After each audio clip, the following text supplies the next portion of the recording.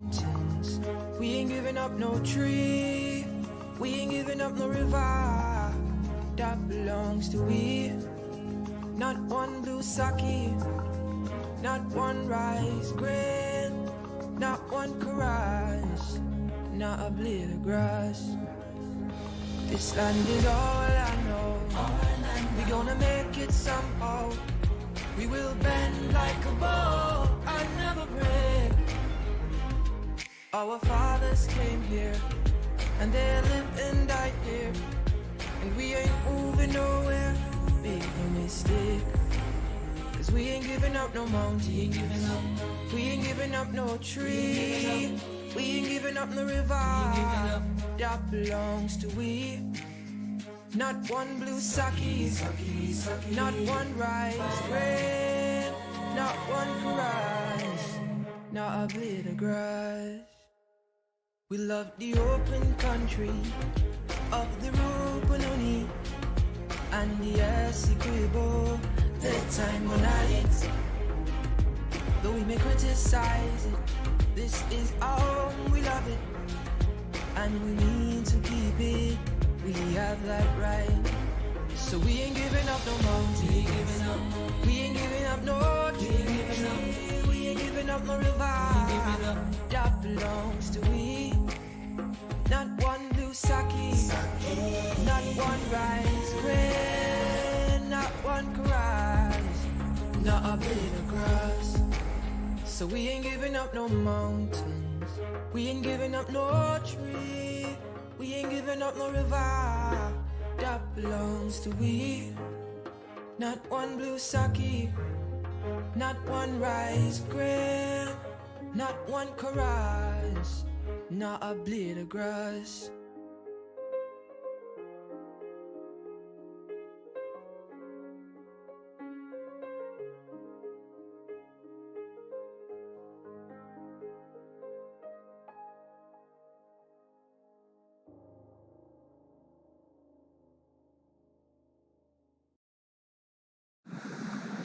Good morning, everyone. Those present here in the Parliament chamber joining us physically, and to those online viewing. Welcome back to another round of exciting debates. We are in the quarterfinals. Last week, we witnessed the CAST Talent Management Youth Group versus the West Bank Young Achievers Youth Group and the Grove Diamond Youth Group versus the Angois Avenue Youth Friendly Space. The victors of those matches were CAST Talent Management and Angois Youth Friendly Space. The debaters are certainly bringing the heat to the competition. Kicking off this morning's session in the quarterfinals are the Golden Ohm Dharmic Youth Organization and the Young Professionals Youth Group.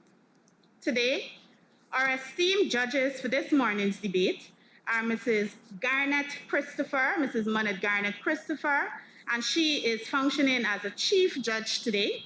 She is the Chief Administrative Officer of the Parliament Office, started her career at Queen's College as an economics teacher, and then joined the Parliament Office as the Expenditure Planning and Management Analyst too. Mrs. Christopher has a Master of Business Administration degree and a Bachelor of Social Sciences degree in Economics from the University of Guyana. Mrs. Christopher is a Toastmaster, and she has served in executive positions, and she has adjudicated many speech contests. Our second judge, Ms. Anisha Mohammed. Ms. Mohammed is the head of the Guyana Learning Channel at the Ministry of Education and chairperson of the Board of Governors of the Westminster Secondary School. Ms. Mohammed, she has been involved in the privatized communication sector for more than 10 years and has held the post of Chief Executive Officer before transitioning to the public service. Ms. Mohammed is extremely passionate about her career, technology, education, women's rights, and she is also a published author. Congratulations to you, Ms. Mohammed. Our third judge, Ms. Miracle Miller, is an active volunteer of the Georgetown Stabroek Leos Club, where she enjoys assisting persons. Ms. Miller is a lover of the English language, and that propelled her to Best Graduating English Student in the year 2012, when she completed her high school diploma at Christ Church Secondary School. In 2016 and 2017, Ms. Miller participated in a youth training program which saw her advance to represent Guyana at the United Nations Youth Assembly. Ms. Miller was also a former youth parliamentarian and copped the Best Debater Award in 2018. She holds a bachelor's degree of engineering in applied science and exploration geology. Ms. Miller holds a firm belief in her country. Those are our judges for today.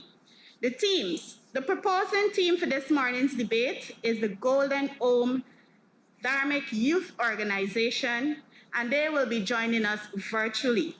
This organization aims to make a difference in society while serving as a voice for every youth. It seeks to inspire youths to live a positive lifestyle and rise above the ills of society. The group is led by Pandit Deodat Prasad and was formed in 2006. It operates on 3 pillars: knowledge, discipline, and service.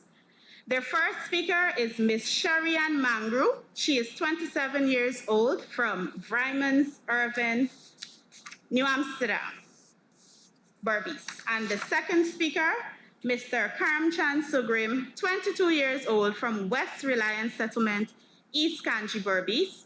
Their third speaker, Ms. Danwantri Prasad, 29 years old from New Area Canefield Settlement, also East Kanji, Berbice.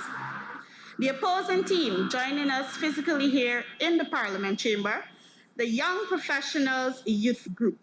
This youth group was formed in 2015 by Ms. Kishanti Ramdular. It started as a group aiming to coach young people about career and career development for the professional world.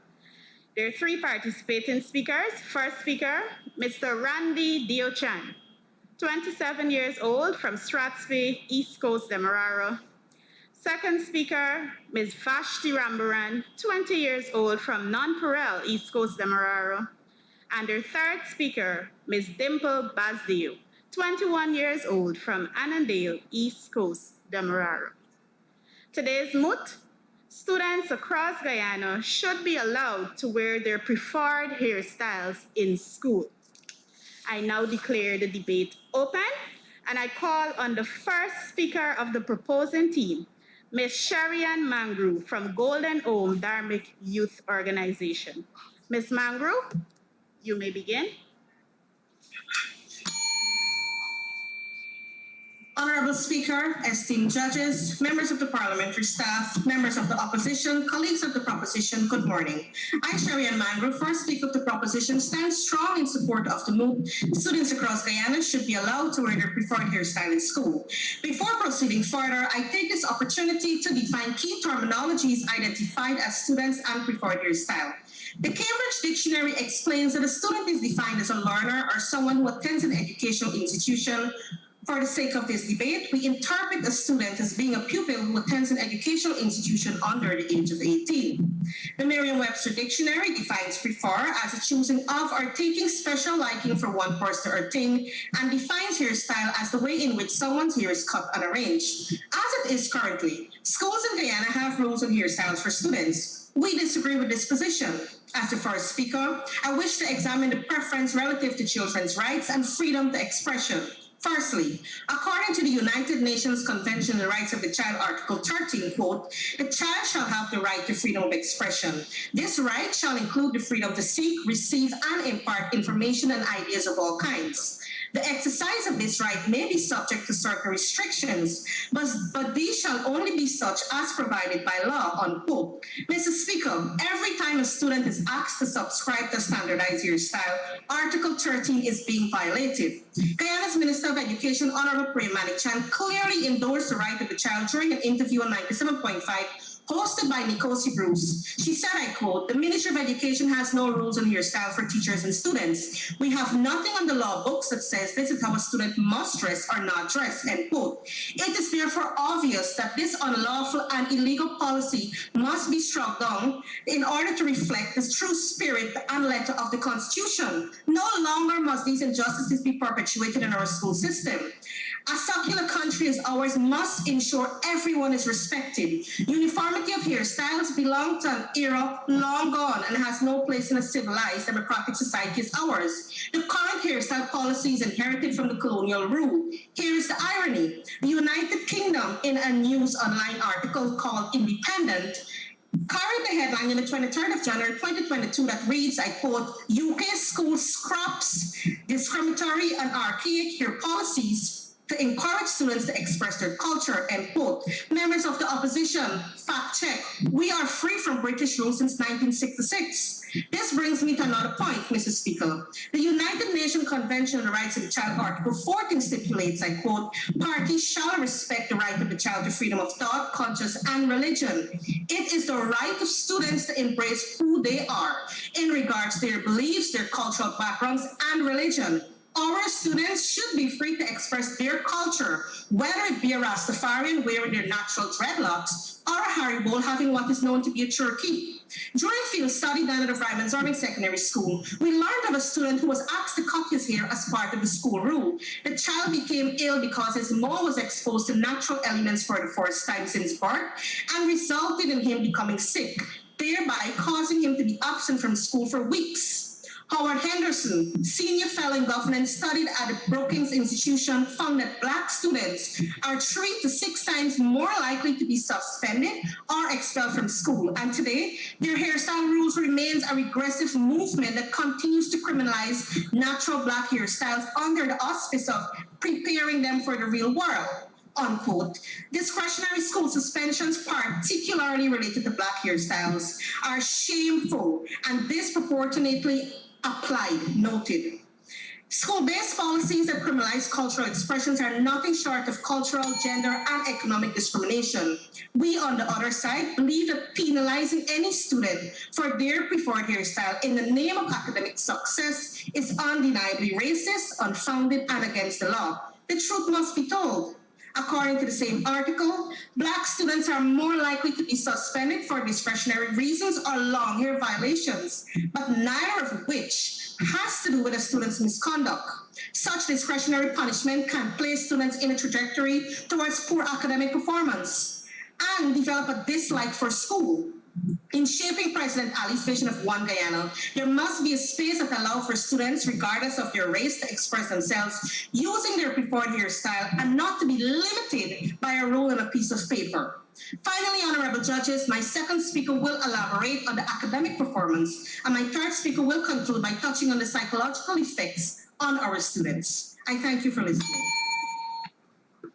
Thank you, Sherry Ann.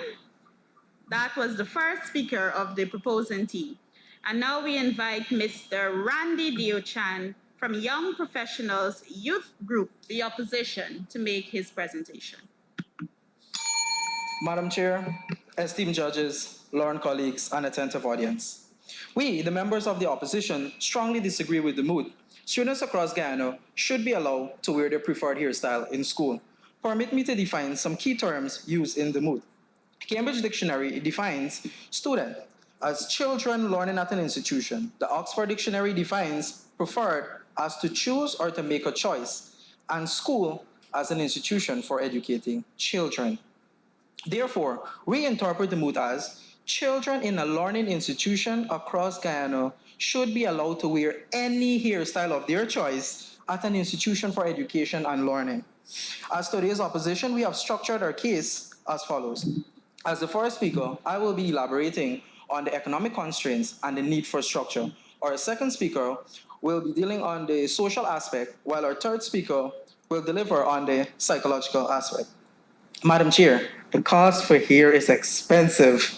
A simple wash, steam, and press costs over $10,000 at most of the regular salons that we interviewed. And if you want something fancier, like a Brazilian blowout, you have to have at least $20,000 to $30,000. In addition to that, you have custom hair colors like blonde or platinum that's trending right now, and that costs $20,000 to $30,000, and a monthly touch-up of $6,000 to $10,000.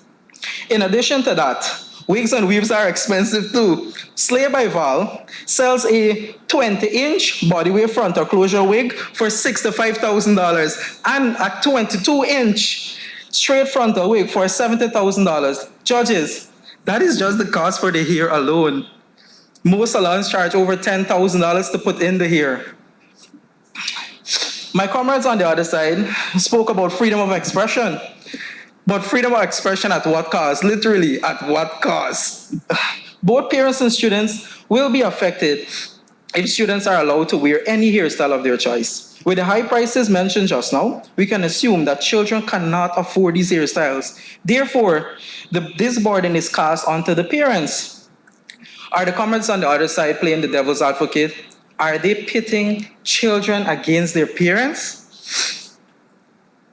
Madam Chair, we live in a society that has different class stratifications and class struggles. Let's take school uniform, for example. Imagine if parents had to provide clothes for every day of school. In fact, let me bring your attention to this wonderful article from Guyana Chronicle dated February 8, 2022. In the 2022 budget, the uniform voucher has increased from 4,000 to 5,000 Guyana dollars. Madam Chair, judges, are the honorable members anticipating a cash grant from the ministry to offset here expenses? The proposition may want us to compare Guyana with the United States, which has a relaxed hair rule. However, according to the government of the United States in 2022, the federal poverty level is approximately 28,000 US dollars for a family of four. I know some of us may not be good with maths. Honorable members, that is 5,850,000 Guyana dollars, or $15,000 per day. On the other hand, according to Starbuck News article on January 7, 2022, the Ministry of Labor's National Tripartite Committee has agreed to raise to $60,000 being the monthly national minimum. That just works out to $2,000 per day. With a poverty line around 50% according to the World Bank, and the cost of living relatively high, I humbly ask the brilliant members on the other side, can Guyanese parents afford to spend on hairstyle every 2 weeks or week? And make no mistake with the short span of trends. Spending money every week on hair is not unrealistic. Madam Chair, this brings me to my next point about structure and reforming the rules. An examination of the hair rules in school will demonstrate that the main demographic it targets are children of African descent. Due to colonial era holdover, Guyana refuses to part ways with. Furthermore, one can say that the hair rules are more about hair texture, primarily Afro-textured hair, and that is discrimination. However, Madam Chair, our Minister of Education finally recognizes this and started a national dialogue with the public.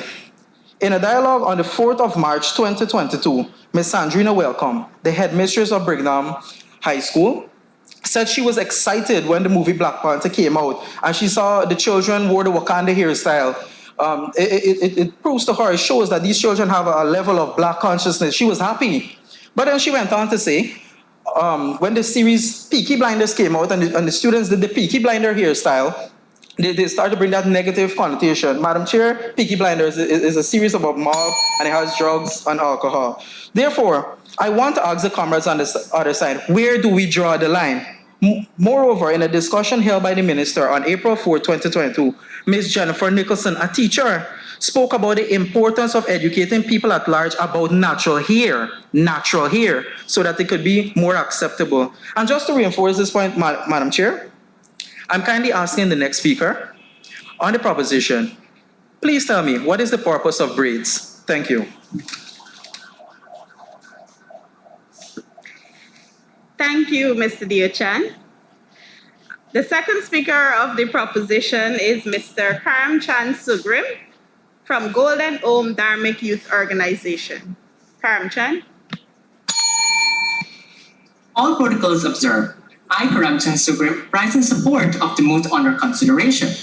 I will be exploring researches which proves that there is no correlation between students' hairstyle and their academic performance.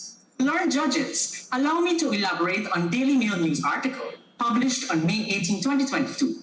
A tragic and painful story of China's hairstyle policy. It says, schools in China issue menus of approved hairstyles and even station barbers at gates to ensure pupils follow the rules. Girls are banned from having a fringe, and boys cannot have their hair more than 6 millimeters in length. Those with naturally curly hair have to go to the hospital and get proof that they did not get a perm. The article noted that more time is spent on acquiring the so-called perfect hairstyle every day, rather than getting content across to students. What a waste of students' learning time. We in Guyana cannot afford to waste students' time over a matter which has no basis in a democratic society as ours. Erudite judges, there are countless researches done which concluded that hairstyle of a student does not affect their academic performance. A study by the University of Santa Roma, published in May 2018, concluded that there is no scientific study that correlates academic performance with hairstyle or color. A study from the University of Ghana, published by Tatiana Rebekchenko, examined if there was an association between hairstyle preferences and academic performance among female students. This finding revealed that there is no such association.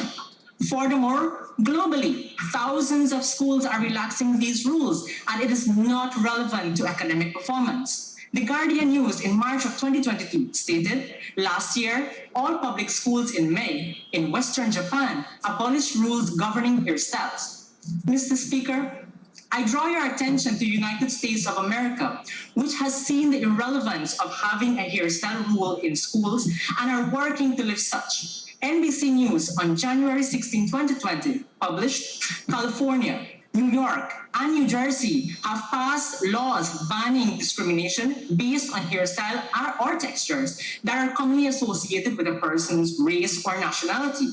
13 additional states and the city of Baltimore have been considering the similar laws. Honorable judges, right here in the Caribbean, there are conversations about the colonial era of hairstyles, and particularly those of various faiths who have had their education being disrupted since they are oftentimes are not allowed into the classroom until they fix their hair. In this era, when we are fighting for equality, how can we have such hypocrisy prevailing?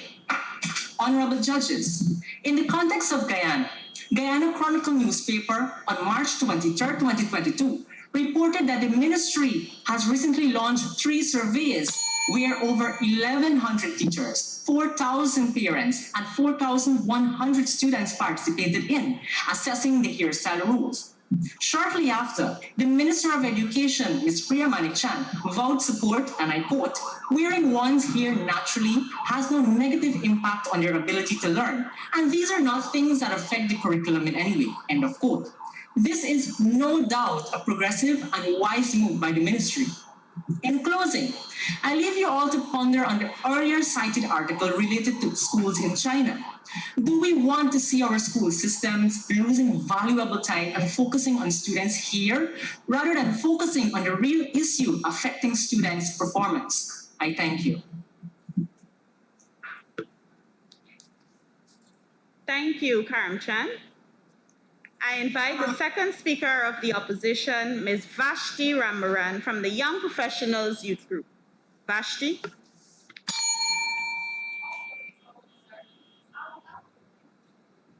All protocols observed, I will now pick up from where our first speaker would have left off. There is and will always be structure when it comes to hairstyle, even in the world of work. Don't you agree with me, Madam Chair? Since the early 2000s, Guyana has had stringent rules regarding hairstyles of students, Guyana's Journal. According to McGirr's research, this is to prepare students for future careers and to teach them to look more professional. Teaching students to present themselves professionally is valuable, according to Amelia Hooper, Community Development Director, the Salvation Army. The members of the proposition would ask, why are schools so obsessed about hair? In an article written by Tanelia, a behavioral scientist, it was highlighted that the primary policy of having a uniformed hairstyle for students is so that they would all look alike and no one person would look inappropriate or laughed at. You know, judges, when I used to go to school, my mom used to say to me, "You just go to school for study and for your books, not for look good." Now that I'm in the world of work, I understand why my parents, siblings, and teachers paid so much attention to the way I dressed when I used to go to school. In school, we can easily shape the minds of new generation. When these policies are in place, students will feel more confident about the way they dress and that they all look the same. Madam Moderator, the purpose behind why schools care so much about hairstyle is really appropriate, as it would provide you good enough reasons to convey the message of equality and confidence. In fact, you can find many examples for this in real life. Just to think of our disciplinary services. The Code of Conduct 14,009 that governs our Guyanese Army states, and I quote, "The hair should be kept short.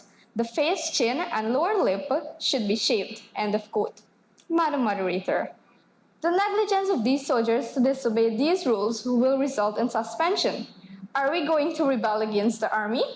Will we rebel against the long-standing laws that has been decades come and go, and they keep the courtesy and discipline as well as professionalism of our country top-notch?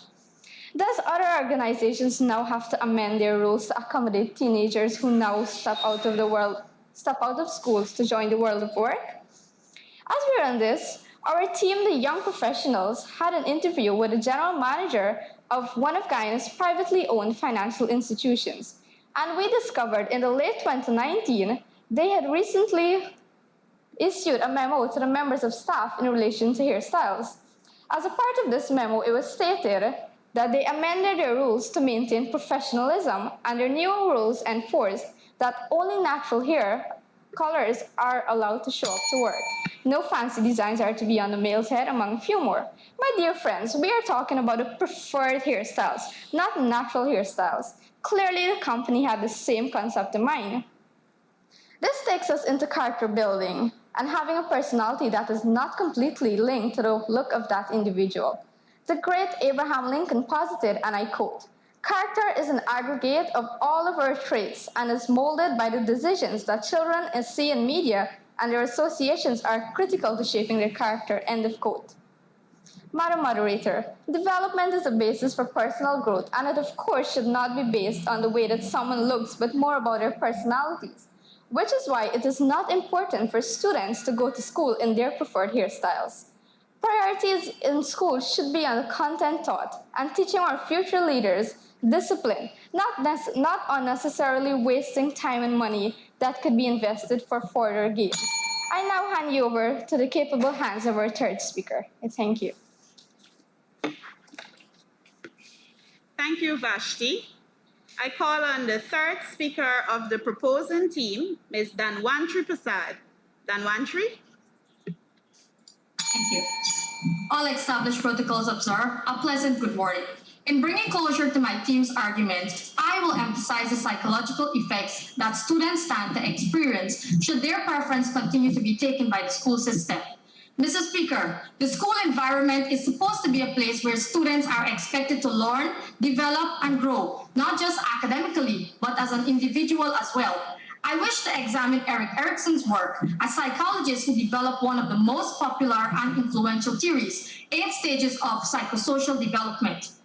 For the sake of this debate, let us take a look at the 5th stage of Erikson's theory, that is, identity versus role confusion, which occurs during the adolescence from about 12 to 18 years. During this stage, they search for a sense of self and personal identity through an intense exploration of personal values, beliefs, goals, and experimentation. Failure to establish identity near the end of adolescence may result in self-doubt and role confusion, which can lead to an individual becoming self-destructive. Mr. Speaker, I implore you to listen to the testimonies given during our field investigation. Burbis Educational Institute male, age 30, from region number 6. I quote, "Since I know myself, I always had long hair, but the teachers did not like my hair, even though it was neat. I had to cut it, and after that, I did not recognize myself or like how I looked. I grew it back after school." End of quote. Male student age 15 of J.C. Chandy Singh School in region number 6 related that he was told to cut his hair to 1 inch with school policy. The length made his hair look like porcupine. His parents spent money trying to buy gels and other hair products to keep his hair down. He was humiliated by teachers about not combing his hair since it cannot be decently styled. He started skipping certain classes due to the embarrassment suffered. He added that his self-esteem was impacted. Mr. Speaker, how are we helping our students by breaking them into submission? Self-esteem impacts the child's decision-making process, their relationships, emotional health, and overall well-being. It also influences motivation. Mr. Speaker, schools have a clear obligation to adopt reasonable measures to avoid painful psychological and traumatic impact on students. Through field studies, students of Barbies High School, when asked about the hair policies, share their opinion. Female students related that they are being bullied for their hairstyle. I quote, because of the texture of my hair, the style that schools required us to do, it's quite difficult. However, those hairstyles that can actually work are the ones that are not acceptable in school, end of quote. Mr. Speaker, bullying in school is a tough issue to tackle, but if schools, parents, and students all committed to a preventative action, it can be stopped. However, it can never be stopped if the school system is adding negative actions towards this situation. Schools ought to be molding the nation's children for a brighter tomorrow. But how are we doing this if we continue to strip students of their personal preference and fail to support students' sense of self, personal identity, and the freedom as well as opportunities to explore values, beliefs, and moral? In concluding my team's argument, we reiterate that students across Guyana should be allowed to wear their preferred hairstyle, whether pink, blue, dreadlocks, turkey, long, short, or braids. It's their choice. Leave it to them. I rest my case. Thank you. Thank you, Danwantri. That was the third speaker of the proposing team, the Golden Ohm Dharmic Youth Organization. And now, to conclude her team's argument, I invite Ms. Dimple Bazdeo, the third speaker of the opposing team, the Young Professionals Youth Group. All protocols observed. As the third speaker of the opposition, I, Dimple Bazdeo, will clarify the mood's ambiguity as I explain the psychological implications. According to a 2002 article by Burns and Darley, the more subtle form of peer pressure is peer influence, which involves changing one's behavior to meet the perceived expectations of others. It is the influence and demands that result from an adolescent's affiliation or attachment to a group or to a group of other teenagers, while sharing comparable attitudes, actions, and preferences. Madam Moderator, every child has been subjected to peer pressure at some point in their lives. Therefore, Mr. Speaker, students of this vulnerable age group would not be placed in a position where they must appear cool, even if that means coloring their hair like that of a circus clown, in order to be accepted in the school cliques. This will have a negative impact on their mental health, and that's not all, Madam Moderator.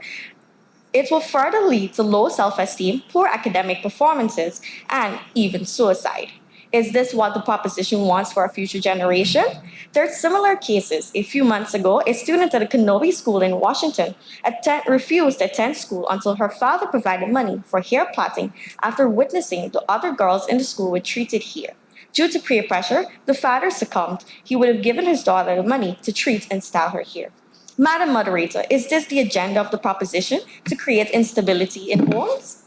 Experts believe, and as my second speaker would have echoed, that a lack of uniformity is to blame for students' unreasonable demands and that limiting hairstyles is a necessity in schools, making the students feel like one family and more so a one Guyana, despite their many backgrounds, is important. Now let us take a minute to think about it. If some students have different and trending hairstyles that have been fixed while others cannot afford it, this will create segregation among the students, leading to situations like that of the Kenobi parents. Honorable judges, these are situations we are trying to avoid, not only in the present, but in the future too. A research conducted by psychologist Mo McCloskey stated, bullying is a conscious, willful desire to hurt another and put him or her under stress. In today's world, an ever-growing occurrence as it occurs as a daily basis in the United States and other countries. So, what distinguishes one student from another? Is it being unique, or is it wanting to fit in with your peers? This may vary from a person's dress they wore to the hairstyle they sported. Madam Moderator, students can and have expressed themselves in ways that are not detrimental to themselves or their parents. In fact, real-life examples abound. Just consider poetry, the arts, drama, and sports. Audrey Page, the principal of a KIPP high school in San Francisco, argued that dress codes are critical components of school culture, and certain hairstyles or head wraps are distracting, unprofessional. It even promotes gang and prison culture. Sagacious judges, imagine being a teacher in a classroom with students having extravagant hairstyles with vibrant colors. According to a scientific study published in the Journal of Hair Research, treating and styling hair can lead to negative long term effects such as damage to the shaft, hair loss, and at a higher risk of developing fibroids and even cancer. I conclude by reiterating students across Ghana should not be allowed to wear preferred hairstyles in school. I thank you. Thank you, Dimple. That concludes the first set of arguments on today's moot. Students across Guyana should be allowed to wear their preferred hairstyles in school. I bring you greetings from the Honorable Mansour Nadir, Speaker of the National Assembly of the Parliament of Guyana, who unfortunately could not be here with us today physically. However, he is following the live stream and he wishes both teams well. We will now take a 5-minute break to allow for our debaters to prepare their rebuttals. And in the meantime, I invite our Public Relations Officer here at the Parliament Office, Mr. Yannick December, to remind us of the rules of the Second Speaker's Annual Youth Debating Competition.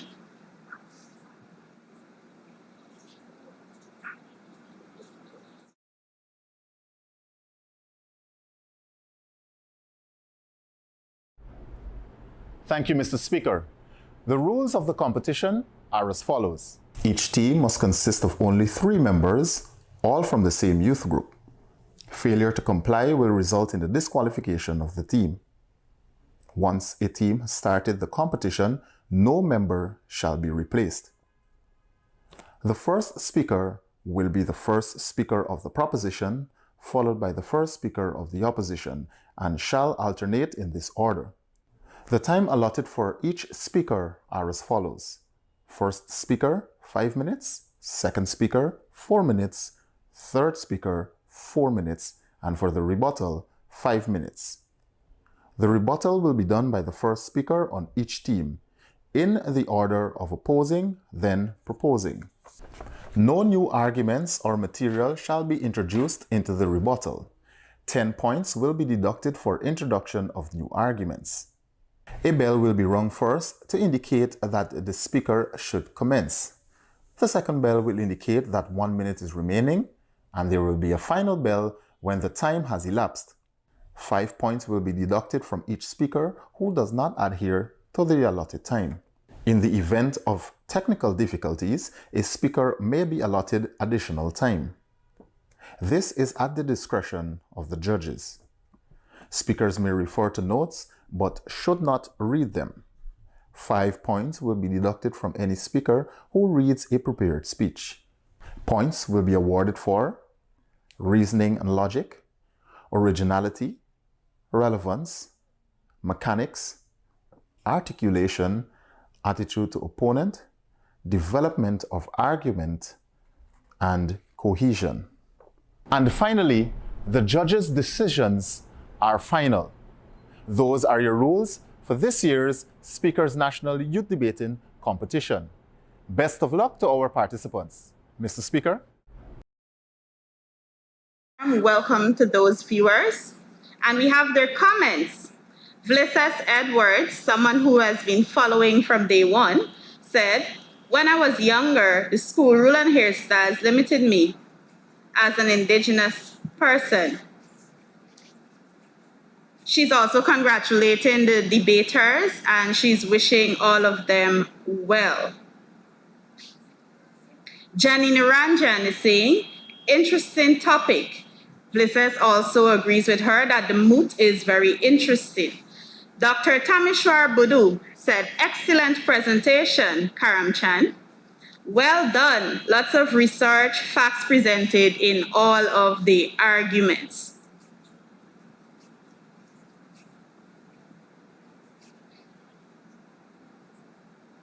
Good job. Vinicius Kaden is saying, "Good job to all of our debaters."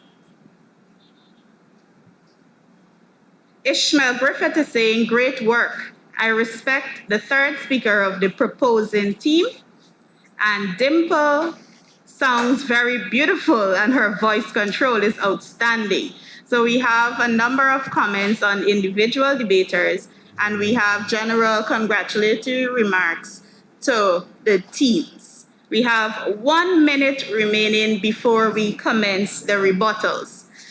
To remind you of our judges for today, Mrs. Monette Garnett Christopher is functioning as our Chief Judge. She is the Chief Administrative Officer of the Parliament Office, started her career at Queen's College as an economics teacher, and then moved on to the Parliament Office as Expenditure Planning and Management Analyst 2.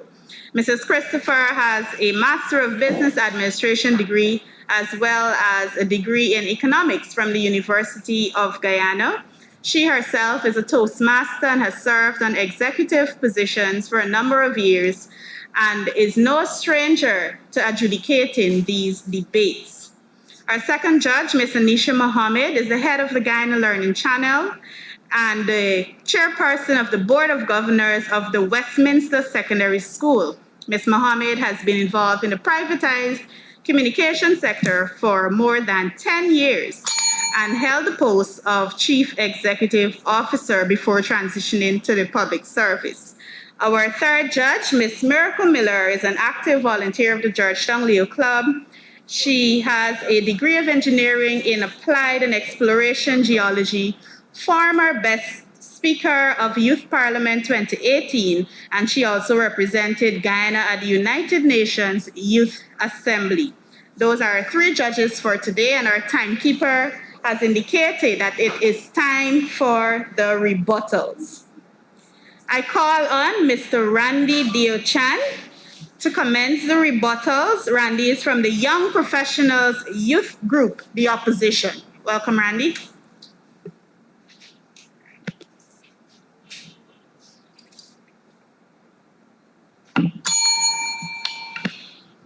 Madam Chairperson, esteemed judges, learned colleagues, and attentive audience, greetings once again.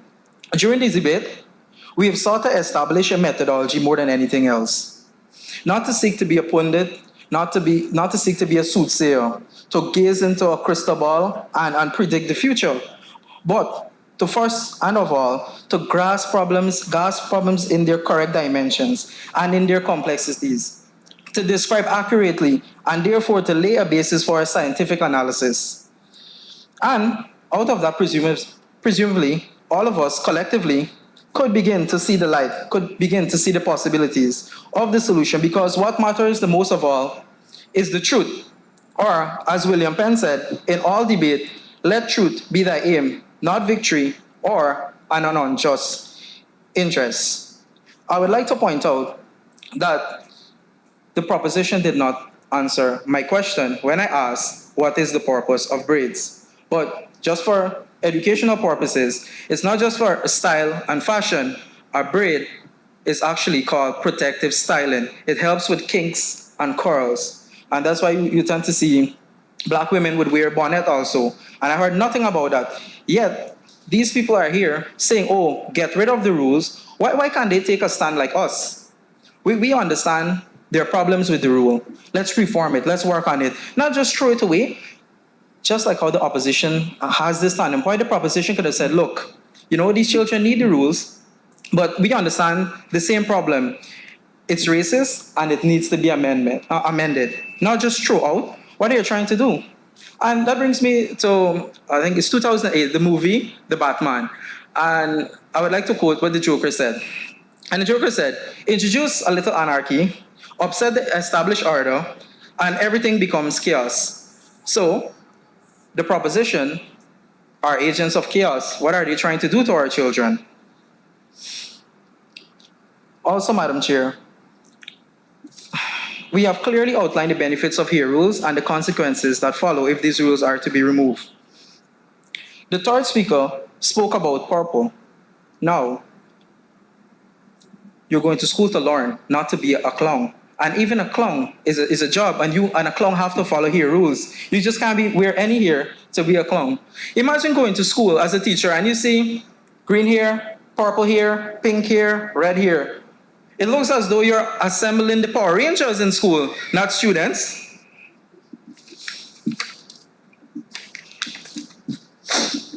Excuse me. Madam Chair, the first and second speaker were contradicting themselves. The first speaker said, this here affects learning. And then their second speaker said, here does not affect learning. And he further went on to talk about it's time consuming, but I digress. Back to the first speaker. I already talked about freedom of expression. She is saying freedom of expression, but I laid it out there and I show you freedom of expression at what cost? Literally at what cost? Then she went on to talk about, I think Ms. Mangru, sorry, the honorable member, went on to talk about the minister, saying that the minister said that there are no rules. You see, and that is the thing. People tell or listen to what they want to hear. She didn't listen to that whole interview.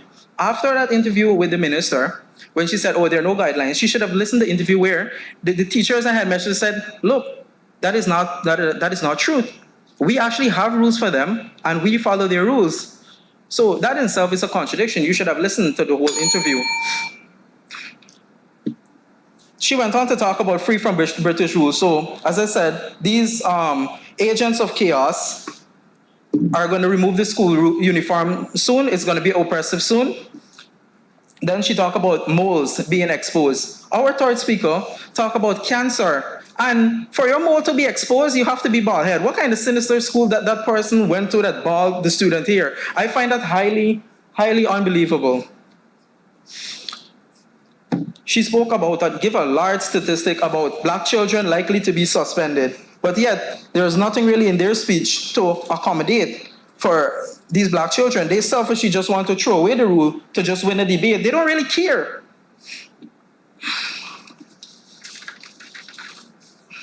Their second speaker, Karamchan, spoke about democratic society. But let's think about this. There can be a thing as limited freedom. Think about a rattlesnake. If you have a rattlesnake, you know that it's poisonous, and you secure it.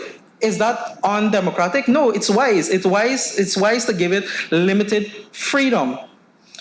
Then he spoke about the United States. And I don't want to regurgitate everything I said, but I'm pretty sure I had some good facts there about the United States with the 58,000 US dollars compared to our $60,000 minimum wage. And finally,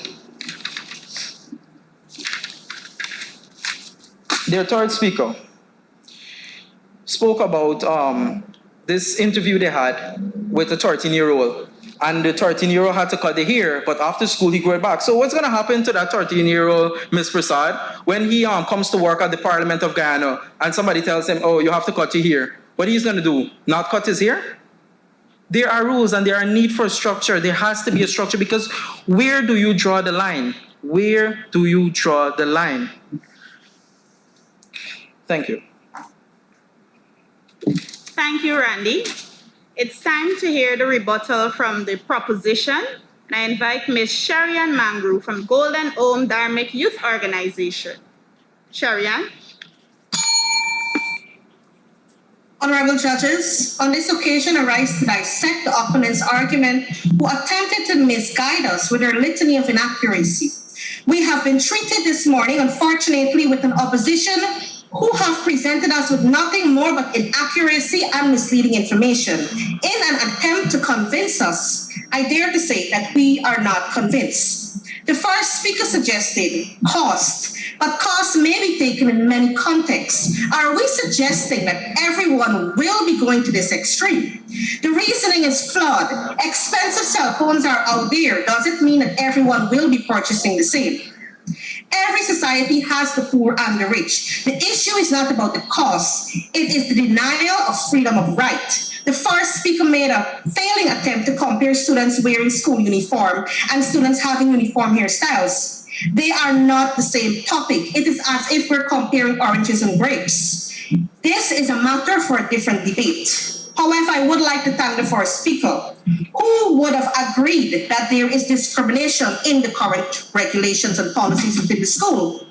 The second speaker mentioned about the priorities of schools, which should be on the content taught. Mr. Speaker, yes, we agree. With reference to my second speaker, have you listened to what China went through? Let me remind you, Barbers are stationed at gates, and those with naturally curly hair have to go to hospital to get proof. Are you seeing how the time is being wasted? Are you seeing how priorities are being shifted? Time is definitely being wasted by fixing the so-called perfect hairstyle. The second speaker also attempted to generalize that if student has hairstyle according to the school rules and they're outside of that, then there will be no discipline. Now let us take a look at our current system in schools. Even though, given we have the current policies existing for a standardized policy, there is still undisciplined behavior. It is still there. The third speaker mentioned bullying. She further went on to say that at some point in life, students are subjected to bullying and peer pressure. As my third speaker would have said, bullying is a tough issue to tackle. However, it can never be stopped if the school system is adding negative actions towards this. Given the current policies, when doing field studies at the Barbies High School, students did reiterate to us that they are being bullied given the standardized hairstyle that is mandated to them. Mr. Speaker, I stand before you as an East Indian Guyanese who can share my perception of the before hairstyle, but I cannot share the perception of my brothers and sisters of every other race. I do not understand that all human beings are unique in their own way, shaped not only by race, but by so much more. And to best serve such a richly diverse country, we need an education system that can meet myriad often conflicting desires. Since our diverse ethnicity influences our own experiences, such as hair texture and length, this is where the freedom of expression in students can be realized, rather than to be sedated under a one-size-fits-all mandated within our schools. In pulling down the curtains down on my team's overall argument, I stand here to say, we cannot and must not play the hairstyle of students to be the cause of their academic distractions, when we can clearly see that it is not the case. Allowing a child to have the right to express themselves and be comfortable with their natural hair will encourage success among each child and not hinder them from the curriculum because of something they're naturally born with. As the proposing team, we reiterate that students across Guyana should be allowed to wear their before hairstyle, whether blue, pink, dreadlocks, jerky, long or short, braid or weave. It is their choice.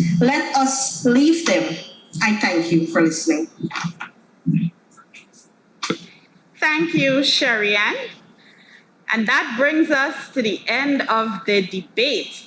And now our judges have the difficult task of tallying those scores and announcing the winners of today's competition, as well as the best debater. And the chief judge will indicate to me when they are ready. In the meantime, I go back to our online comments. Blesses Edwards is saying that he hopes to participate next year in the competition, and I'd just like to tell him that he may have that opportunity since the speakers' youth debating competition will go into the regions. There will be regional debates in every region. So youth groups would be able to participate regionally, and those groups which emerge as victors and winners in those regions will then advance to the national debate. So Flices, your turn may be coming.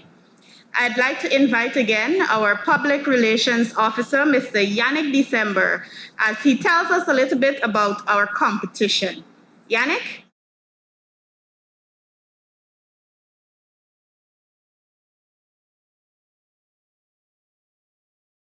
Hello everyone, I'm Yannick December, Public Relations Officer here in the Parliament Office. I'm also a member of the Planning Committee for the Speaker's National Youth Debating Competition, a competition which serves as a feeder into the annual Youth Parliament. Youth Parliament was first hosted in 2015 under the speakership of the Honourable Raphael Trotman. At present, Speaker of the National Assembly, the Honourable Mansour Nadir, thought it best to widen participation to allow more youths to become knowledgeable of the institution of Parliament. 16 youth groups from across our educational districts are participating in this competition. 8 of those groups will advance to participate in this year's Youth Parliament. What's in it for you, you may ask? Trophies, plaques, cash prizes, tablets, and a laptop for the best debater in the final debate. The final debate will be held at 2 p.m. on Tuesday, the 31st of May, 2022.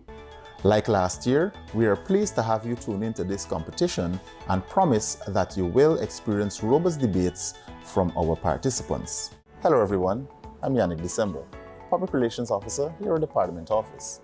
I'm also a member of the Planning Committee for the Speaker's National Youth Debating Competition, a competition which serves as a feeder At our judges, and I see that they're still tallying. So in the meantime, let's remind you again of the 16 groups which entered into the Speaker's National Youth Debating Competition. And they are the Port Kaituma Youth Group, Queenstown Youth Group, Anna Regina Youth Group, West Bank Young Achievers, Small Steps, Big Impact, Young Professionals, Grove Diamond Youths in Development, Barbies Development Youth Group, Golden Ohm Dharmic Youth Organization, number 58 Swing Star Community Developer Youth Group, Angoy's Avenue Youth Friendly Space, Bartica Youth Group, Madia Youth Group, Linden Superstars Youth Group, Cast Talent Management Youth Group, and the Commons Lodge Youth Movement. Of course, 8 of those teams advanced, and they are the Cast Talent Management Youth Group, West Bank Young Achievers, Grove Diamond Youths in Development, Angoy's Avenue, Golden Ohm Dharmic Youth Organization, Young Professionals, Bartica Youth Group, and Small Steps, Big Impact. They were the winners of the first round of the competition. And the best debaters of those rounds, just to highlight them, were Karamchan Sugrim from Golden Ohm Dharmic Youth Organization, Dimple Bazdeo from Young Professionals Youth Group, Crystal Wills from Cast Talent Management Youth Group, Carlito Williams from the Bartica Youth Group, and Kosi Jupiter from West Bank Young Achievers, Bibi Wazira Yassin from Grove Diamond Youths in Development, Latoya Bethune from Angoy's Avenue Youth Friendly Space, and Malika Russell from Small Steps Big Impact Youth Group. Judges, are you ready? All right. And so I call on Judge Miller to give us some remarks before the Chief Judge gives the final decisions. Judge Miracle Miller. Madam Moderator, participants, members of the parliamentary staff, or online viewers all, a pleasant good morning to you. Today's debate was very intriguing of sorts to hear the arguments from both sides on whether or not students across Guyana should be allowed to wear their preferred hairstyles in school. The very first point that I would like to highlight is that in a debating competition, the first thing that we should learn to do is to adapt to our present surroundings. As we have noticed, Mr. Speaker is not with us today, but we have been graced with a Madam Moderator. However, I heard a lot of speakers referencing Mr. Speaker in their speech. If we have learned our speech and we have rehearsed correctly, we would know where we would have to replace Mr. Speaker with Madam Chair or Madam Moderator. Kindly make your notes in this, participants, so this mistake is not made once more. Another thing that I would have liked to hear more in the debates is how students being allowed to wear their preferred hairstyle in school, since we have been referencing our school system, how that would have tied into students' learning, their development, the curriculum, how that affects them in the classroom, or how that would affect them outside of the classroom also. However, for some speakers, I notice vague references. I notice a lot of assumptions, and we also had a prevalence of contradictory statements. Kindly be careful with this. If you bring a stance to the table, hold that stance no matter what. Go down with that ship. Do not change your argument based on what you feel or based on what you think. Develop your arguments from what you first put forward, what your first speaker would have presented to us. You need to develop your arguments in that order and not change your course. However, we have come to a decision of the winner, and I'd like to congratulate both teams on making this presentation today. You have been brave. You have made it this far. Congratulations to the winner, and may the best team go forward. Thank you. Thank you, Judge Miller. And now I invite Judge Anisha Mohammed for her comments. Thank you. Good morning, all. First, I would like to congratulate everyone in participating in this particularly trying topic because it is trending within the Ministry of Education. There were several shows highlighting what hairstyles can and how hairstyles affect or does not affect a child directly in education. I would have liked more references to those particular interviews and perhaps some research or some chat with persons within the Ministry of Education as to their stance on this particular matter and quotes and references from them. Nevertheless, both teams brought some good argument. I would have liked to see more of a development of the argument from the opposition. While some valid points were brought up, it was not really emphasized on, and more research could have given much stronger arguments on your part. As far as the someone mentioned that there are written rules for hairstyles. There are no written rules in schools for hairstyles. So research would have given that fact that there are no written rules in the Ministry of Education or within the Ministry of Education on this particular topic or how you should wear your hair. There are dress code rules, and someone kind of shifted to dress code when highlighting hairstyle.